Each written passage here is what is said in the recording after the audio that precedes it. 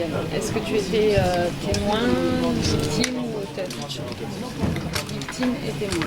Donc tu n'étais pas la seule victime en fait. Vous étiez deux. Qui était le harceleur?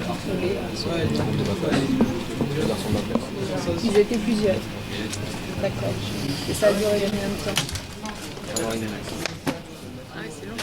Et tu en as parlé à qui? J'en ai parlé au lycée, là au collège. Et on disait t'inquiète toi, ça va aller. Remets-toi à digérer. Donc, la façon dont les adultes ont réagi n'était pas satisfaisante, clairement. La façon dont les camarades ont réagi, est-ce qu'elle était satisfaisante? Est-ce qu'il y a des camarades qui sont allés se plaindre? Je crois que, par exemple, en partant de cette première expérience, le message que vous devez passer, justement pour que ça ne se reproduise plus, c'est les adultes devraient arrêter de minimiser ça, parce que dans ton cas, ils ont minimisé. Et deux, les camarades devraient arrêter de rester passifs. Je pense que à la base du harcèlement, c'est vaguement, même si c'est toujours infondé, mais on dit à l'élève qu'on harcèle qu'il est différent des autres. Donc, quelle était cette différence qu'on te reprochait? Il n'y en avait aucune. Tu n'avais aucune? On m'a rien dit. En fait, ils se sont acharnés sur moi et sur un de mes camarades de classe. Ils ne savaient pas quoi faire, je sais pas. J'étais mauvais en classe, ils foutaient rien. Ils se sont dit, je sais pas, on va faire chez eux. Vous étiez de bons élèves, non? J'étais pas vraiment bon élève, j'avais pas vraiment des très bonnes notes, mais j'essayais de bosser. Et quand ça s'est arrêté, qu'est-ce qui a permis que ça s'arrête? Ma mère est partie porter plainte. Ah, donc tu en as parlé à ta mère? Ouais. Mais tu as attendu 1 an et demi pour en parler à ta mère? Ma mère, elle commençait à se douter au bout d'1 an que il y avait des problèmes. Et j'ai dit, vas-y maman, je commence à en avoir marre, je me fais taper à la sortie. Elle est partie voir la principale et la principale elle a dit on va aller porter plainte, je vous conseille d'aller porter plainte contre les élèves. Mais j'étais déjà parti voir les surveillants, la principale et vas-y t'inquiète pas, on va en parler avec les élèves plusieurs fois. Mais au bout d'1 an je commence à en avoir marre et j'ai eu des réactions un peu agressives. En fait j'ai commencé à me battre plusieurs fois, j'en commencé à en avoir marre, je pétais des câbles en cours. Mais quand la principale et les surveillants disent t'inquiète pas, on va en parler avec les élèves, ils les ont reçus pour leur en parler ou pas? Je sais pas. En tout cas, s'ils l'ont fait, c'est pas en ta présence. Non. Et toi, tu as eu l'impression que la situation empirait? Oui. En fait, que tu as vécu des mesures de rétorsion, qui se sont retournées contre toi pour les avoir dénoncées. C'est ça qui fait la situation. Et toi, petit à petit, tu as commencé à réagir en étant violent contre eux. Et donc, c'est toi qui as eu des problèmes J'ai eu des problèmes après. de discipline. Oui. Tu t'es fait exclure de l'établissement? Non. Alors, J'ai changé d'établissement. Tu as changé d'établissement entre la 6e et la 5e. Alors je répète ma question, pourquoi est-ce que qu'est-ce qui fait qu'on n'en parle pas plus tôt à ses parents? Parce qu'on n'a pas envie de les saouler avec ça?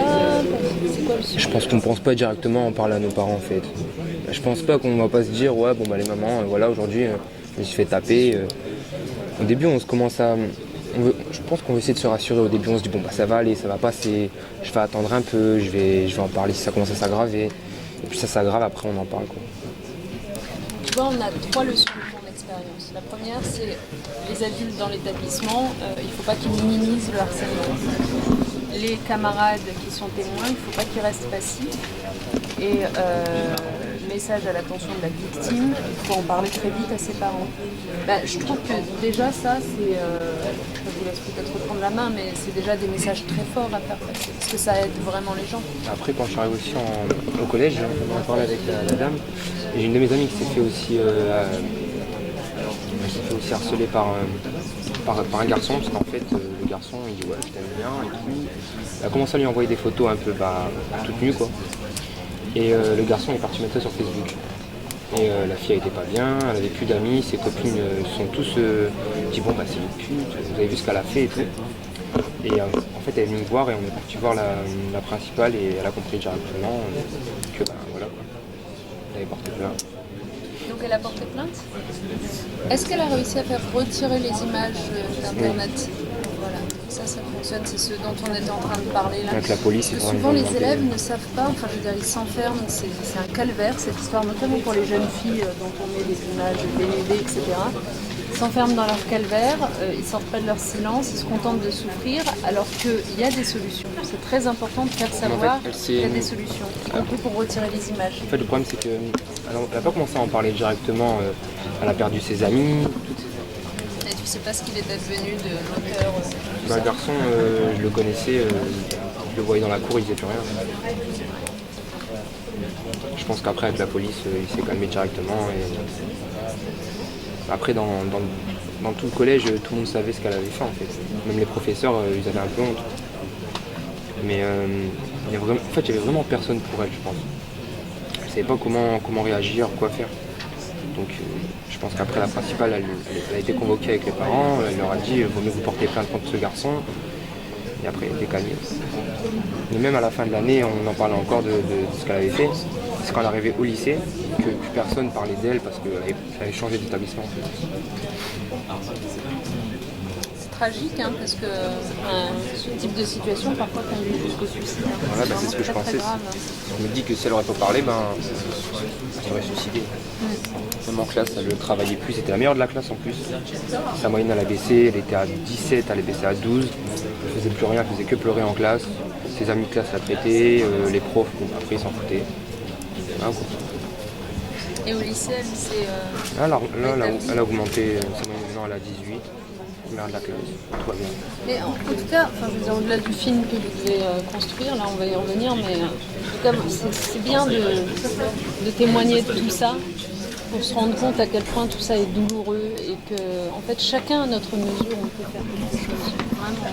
Le problème, c'est que les gens ne réagissent pas en fait directement. Voilà, oui, ceux qui sont victimes. Comme ceux de la classe, ils savaient très bien que s'était passé quelque chose, ils l'ont mis à part en fait, au lieu de l'aider. Et c'est ce qu'il faut faire, donc, je pense. Enfin, c'est mon avis. On voit quelqu'un en détresse, on va en parler ou on l'aide. Ce qu'il faut retenir, c'est que quand on voit quelqu'un en détresse, on l'aide. Tout à fait. Et en fait, on a toujours un moyen de l'aider. Enfin, je veux dire, on n'est peut-être pas le plus qualifié pour intervenir. C'est toujours mieux que ce soit un adulte qui s'occupe de ces questions-là, etc. Mais quand on est camarade de quelqu'un qui est en détresse, on peut à minima aller alerter l'adulte pour qu'il puisse intervenir. À minima, en discuter avec la victime pour l'aider à sortir de son silence. Donc vraiment, si vous pouvez... Bon, vous êtes dans un établissement qui, je sais, est sensible à la question du harcèlement scolaire. On entend parler souvent, mais vraiment, je vous incite à porter ce message. Avec les filles que les garçons. Et il y a un sujet filles. En fait, ce qu'on voit dans le cyberharcèlement, c'est que au sein du cyberharcèlement, il y a le cybersexisme qui, lui, alors évidemment, est une violence sans nom à l'égard des filles, parce que on a à la fois tout ce qui est détestable dans le cyberharcèlement, l'anonymat, etc., le fait que ça reste pendant longtemps sur Internet, et le sexisme ordinaire qui, dans la société même de tous les jours, est trop souvent banalisé, minimisé, et donc du coup, là encore, les filles, elles se disent c'est une insulte, mais peut-être que c'est pas si grave.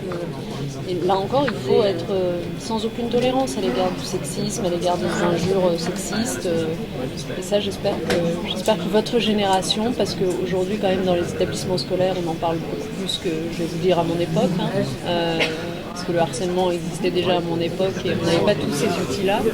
Donc j'espère que dans votre génération, ce niveau d'intolérance à tout ça va s'élever et qu'à chaque fois que vous verrez ce type de choses, vous les dénoncerez. C'est vraiment ce qu'il faut retenir. Je pense aussi.